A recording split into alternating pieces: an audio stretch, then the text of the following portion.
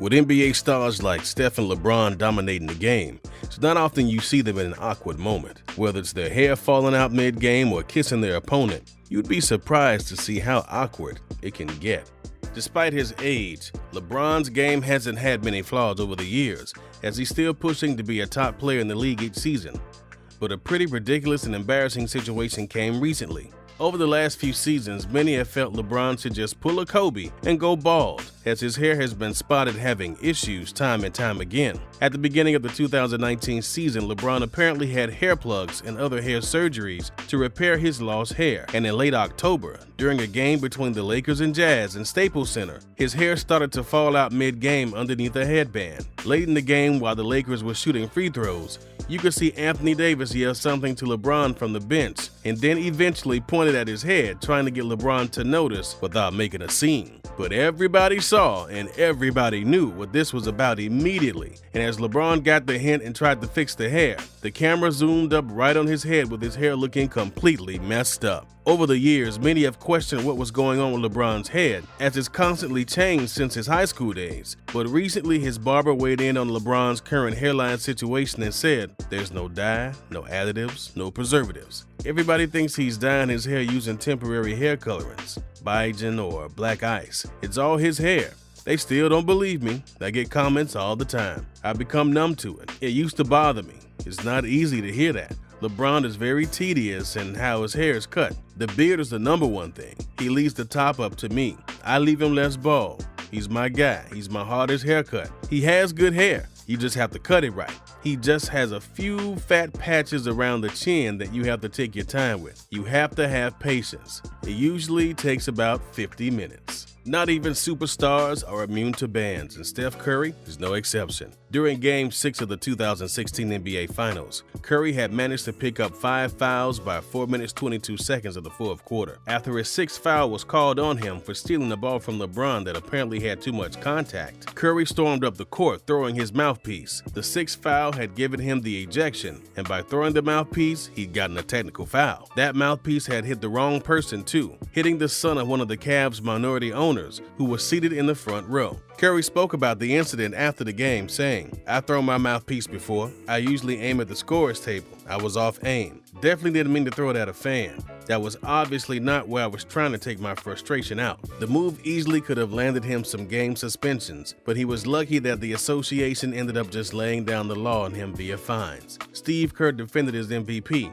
He had every right to be upset. He's the MVP of the league. He gets 6 fouls called on him. 3 of them were absolutely ridiculous. He steals the ball from Kyrie Irving clean at one point. LeBron James flops on the last one. Referee Jason Phillips falls for that for a flop. As the MVP of the league, we're talking about these touch fouls in the NBA Finals. Curry wasn't lying when he said he'd thrown his mouthpiece before. Just a season later, he was ejected again for throwing it. When matched up against the Memphis Grizzlies in the 2017-18 season, he'd thrown it again after complaining to a ref about a no call on a layup attempt. He threw the mouthpiece, which had apparently flown way too close to the ref, who responded by throwing a double technical back at him. Curry would state later he did not mean to throw it in his direction. Defensive pests like Patrick Beverley, or in this case Reggie Evans, will do anything they can to get into the heads of their opponents. Small shoves, elbows, it's all a part of the game when you're good at hiding it. Evans takes the cake, however, when it comes to defensive moves, as his go-to had been a nut grab. While being posted up by forward Chris Kaman in 2006, Evans decided to reach up under his legs to grab his junk. Evans is awarded negative points for stealth, as the move was painfully obvious. In reaction, Kaman quickly turned around to shove Evans down hard into the floor.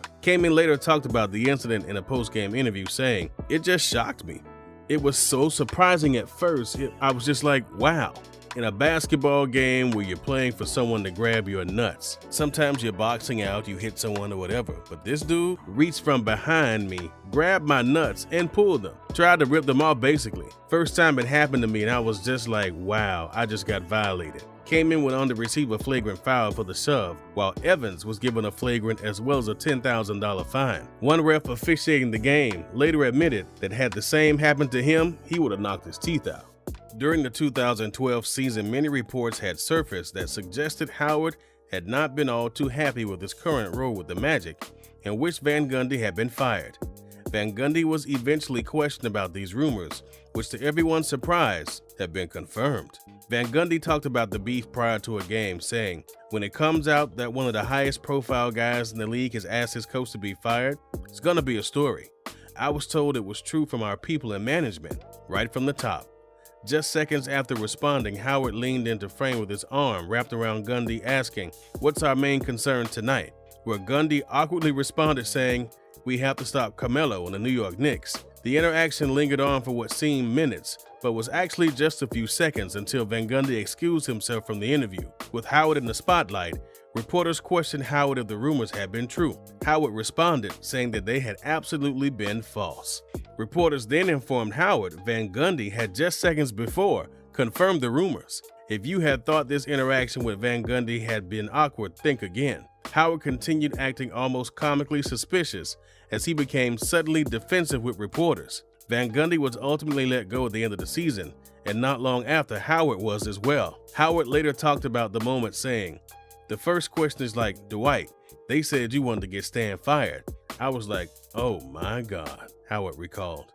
"That was literally the worst day of my life. We had a game that night, and that was the worst game I ever played. Like, I could not hit the basket for nothing. And you would have thought, I don't know what was going on that night, but it was the worst ever." Contrary to popular belief, NBA refs are not immune to punitive action when they do wrong, and the infamous Tim Duncan smile ejection is proof of it. The Spurs were faced up against the Dallas Mavericks in late of the 2006-07 season. Duncan was given his first technical foul of the game with 2:20 left in the third quarter for arguing with ref Joey Crawford about an offensive foul. While the tech was argued by fellow Spurs players and staff, it was nothing too out of the ordinary even by today's standards. With Duncan now on the bench just a minute following the first tech, Duncan received another after allegedly bad-mouthing Crawford, which then prompted his ejection. However, it was found soon after that it was Crawford that instigated the exchange from the bench when he asked Duncan if he wanted to fight. Duncan responded with a smile, which then led to a second tech and then ejection. Justice was served, however. Crawford was cited for improper conduct and was suspended indefinitely by then NBA Commissioner David Stern, who stated, especially in light of similar prior acts by this official, a significant suspension is warranted. Although Joey is consistently rated as one of our top referees, he must be held accountable for his actions on the floor, and we will have further discussions with him following the season to be sure he understands his responsibilities. At the time, Crawford was on his 31st season with the NBA as an official and had been a ref for over 2,000 regular season games. He would respond to the actions taken against him, stating, "If my employer does not think that was acceptable, I have a problem." This wasn't Crawford's first time in hot water with David Stern. In the 2003 Western Conference Finals game against the same teams, Crawford called 4 tech fouls in the first 10 minutes. Except during this incident, he dished out ejections on then-coach Don Nelson and assistant coach Dale Harris. Stern warned Crawford after the incident, contending if he repeated these actions, the consequences would be severe. Following the incident with Duncan, there was some poetic justice served as well. Crawford broke what would have been his 21st season in a row officiating a playoff series due to the suspension, and Duncan went on to win a ring that same season.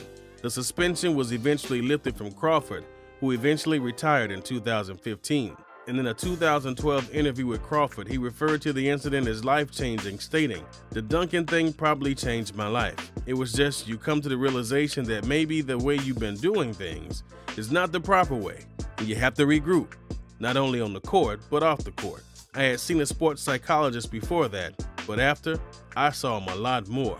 It gave me a new perspective. For an NBA player looking to acquire a championship, the stakes don't get any higher than a finals appearance. Naturally, with the stakes so high, arguments between players are bound to happen. With that comes scuffles. However, there is no better example of a fight gone awkward than the one that took place in the 2017 finals. While battling for possession of the ball, David West had shoved Kyrie Irving in such a way that had caught the attention of Tristan Thompson, who did not take kindly to the shoving of his teammate. In response, the two got close, and by close, I mean real close. So close that West practically did everything but kiss Tristan, making for one of the league's most awkward technical calls in finals history. The incident caused social media hysteria as fans tweeted out memes mocking the two's love affair. If you've enjoyed this video, then we're sure you'll enjoy the next one. Click on right now and enjoy.